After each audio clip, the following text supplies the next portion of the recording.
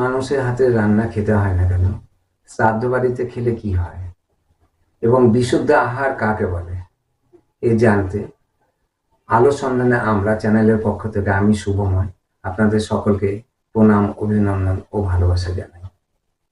আমাদের চরিত্র গঠনের জন্য, আমাদের বিচার ভাবনা শুদ্ধ করার জন্য আমাদের মনকে শুদ্ধ করতে হবে।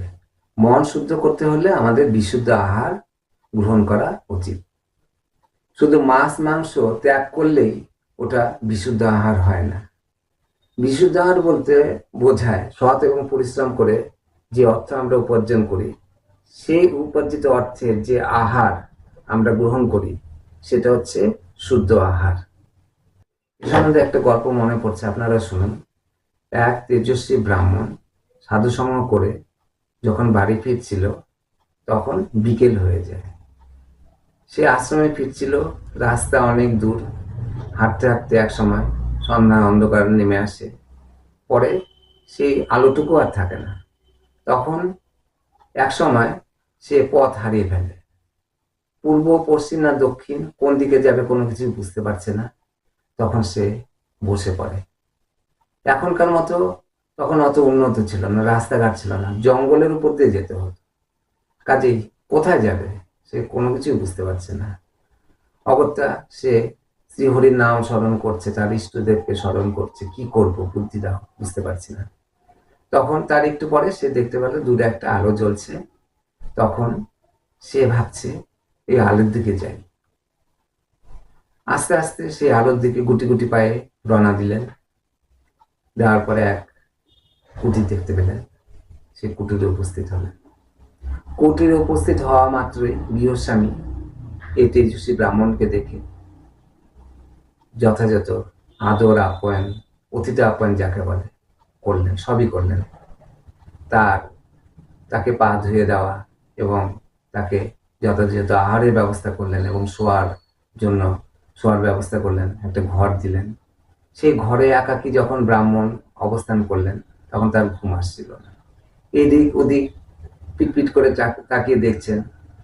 হঠাৎ চোখে পড়ল সেই গৃহের এক কোণে কিছু মুদ্রা তখনকার দিনের রাখা আছে, আর কিছু অলঙ্কারও দেখলেন, স্বর্ণ অলঙ্কার।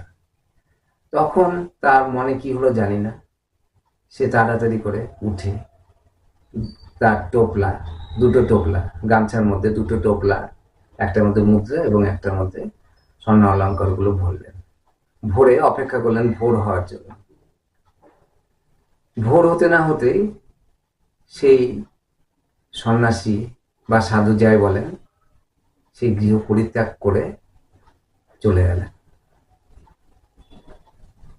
এদিকে যখন ভোর হলো, সকাল হলো, বাড়ির গৃহস্বামী ঘুম থেকে উঠলেন। ওঠার পরে দেখলেন কক্ষে সেই সাধু নেই। সেই তেজস্বী ব্রাহ্মণকে তারা আর দেখতে পেলেন না। তখন তারা অত্যন্ত ব্যথিত হলেন যে আমাদের কোনো দোষ হয়েছে, কোন দোষে গেল না, আমাদের কোনো আপ্যায়নের ত্রুটি আছে, কোনো কিছুই বুঝতে পারলাম না। মন খারাপ করে তারা বসে আছে। এদিকে ওই তেজস্বী সন্ন্যাসী রাস্তায় যেতে যেতে তার টোপলার দিকে চোখ পড়ল।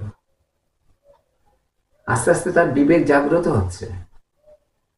তখন দেখলো, আরে বাবা, টোপলার মধ্যে এই স্বর্ণ অলঙ্কার, তারপর মুদ্রা, এগুলো কি? এগুলো তিনি চুরি করেছেন ওই গৃহস্থের বাড়ি থেকে? তখন তিনি না ত্যাগী সন্ন্যাসী, তার তো এগুলো লোভ করা বারণ। তিনি তো সর্বত্যাগী, সবকিছু ত্যাগ করেছেন, তাহলে এগুলো সঙ্গে করে কেন নিয়ে এসছেন? তখন তিনি অত্যন্ত অনুশোচনা ভরে গেল, মনটা ভারাক্রান্ত হয়ে গেল। আমি কি করলাম জীবনে? আমি চুরি করলাম? সঙ্গে সঙ্গে তার রাস্তা চেঞ্জ করলেন, চেঞ্জ করে উল্টো দিকে হাঁটলেন, অর্থাৎ যে দিক থেকে এলেন সেই দিকে আবার রওনা দিলেন।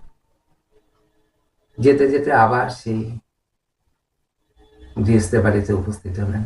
উপস্থিত হয়ে বললেন যে আমি আপনার বাড়িতে এই জিনিসগুলো চুরি করেছি, অত্যন্ত লোভে পড়ে, আমাকে ক্ষমা করুন। তখন সাধু বুঝতে পারলেন, নিজেকে উপলব্ধি করলেন যে এই যে গৃহস্থের বাড়ি তিনি আহার গ্রহণ করেছেন, সেই গৃহস্থর এবং যে রান্না করেছিল তার উভয়ের মন মানসিকতা খুব একটা উন্নত মনের ছিল না। তারা ছিল তামসিক, তমমনের মানুষ।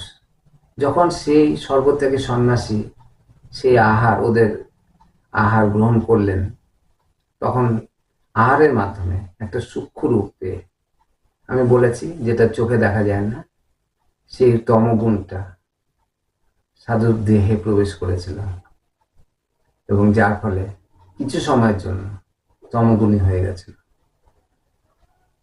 সেই সন্ন্যাসীর টোটাল মন মানসিকতা তমগুণে আচ্ছন্ন হয়ে পড়েছিল, যার জন্য তিনি চুরি করেছিলেন। যখন বিবেক জাগ্রত হলো, তখন বুঝতে পারলেন এ আমি কি করেছি। তাই বলছি যে সবার হাতে রান্না আপনারা খাবেন না। রান্না ব্যাপারটা আপনারা পারলে নিজেদের লোক দিয়ে করান, তাহলে আপনারা ভালো থাকবেন। শ্রাদ্ধ বাড়িতে খেতে নেই কেন, খেলে কি হয়, আবার না খেলেই বা কি হয়, এ ব্যাপারে বলছি। শ্রাদ্ধ এটা হচ্ছে যে মারা গেছে তাকে উদ্দেশ্য করে একটা অনুষ্ঠান, এবং রান্না বান্না যাই হোক সবই তাকে উদ্দেশ্য করেই হয়। এখন যে মারা গেছে সে যদি তমগুণ সম্পন্ন হয়, পাপী হয়, তাহলে আমরা যে তার অনুষ্ঠানকে কেন্দ্র করে যে খাবার আমরা গ্রহণ করছি, খাদ্যের মাধ্যমে সেই গুণাবলী প্রত্যেকের দেহে সংক্রামিত হয়, যা চোখেও দেখা যায় না।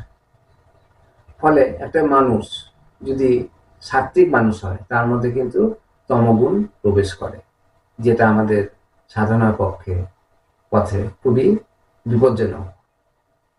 আর যে মারা গেছে সে যদি খুবই পুণ্যবান হয়, আত্মিক হয়, ভালো মানুষ হয়, তাহলে তার যে সাত্ত্বিক গুণাবলী সেটাও আমাদের শরীরে প্রবেশ করে এবং আমাদের মন উন্নত হয়। কাজেই ক্ষেত্র বিশেষে শ্রাদ্ধ বাড়ি খাওয়া ভালো না, বা খেতে নেই, আবার ক্ষেত্র বিশেষে শ্রাদ্ধ বাড়ি খাওয়া ভালো।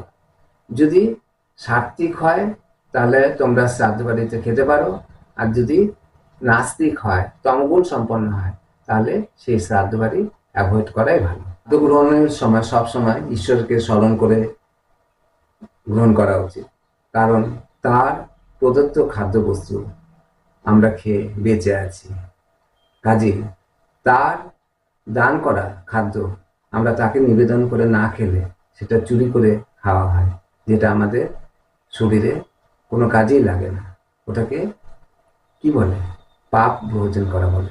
কাজে এই খাদ্য যখন গ্রহণ করবে, সব সময় ভগবান শ্রী বিষ্ণুকে বা তোমাদের আরাধ্য দেবতাকে স্মরণ করে সেই খাদ্য গ্রহণ করবে, তাহলে সেটা আমাদের শরীরে লাগবে এবং তোমরা সাত্ত্বিক পথে প্রবেশ করতে পারবে। আপনাদের এই চ্যানেল যদি ভালো লাগে, আপনারা প্লিজ সাবস্ক্রাইব করবেন এবং অল নোটিফিকেশন অন করবেন এবং বেশি বেশি করে শেয়ার করবেন। আপনাদের যদি কোনো কিছু জানার থাকে বা কোনো প্রশ্ন থাকে, মূল্যবান মতামত থাকে, তাহলে অবশ্যই কমেন্ট করবেন। নমস্কার।